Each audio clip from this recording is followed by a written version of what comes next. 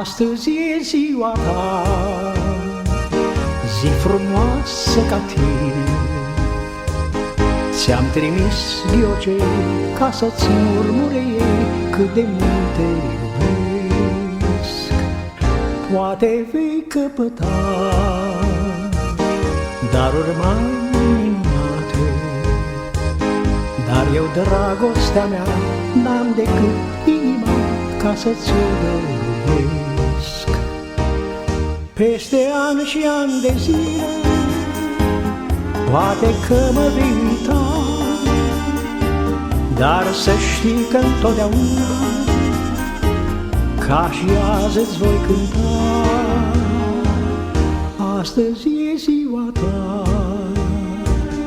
zi frumoasă ca tine.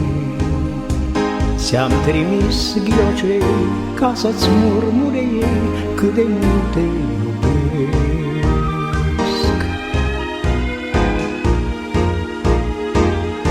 Ți-am luat un mărțișor ca să-l porți cu tine tot mereu și să știi că el e dorul meu și-ți va purta noroc.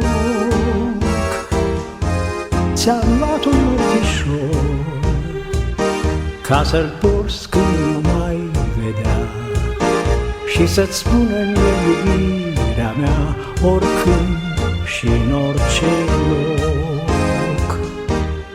Din ochi mi-a picurat o perlă mică, să fie neîncetat podoaba lui.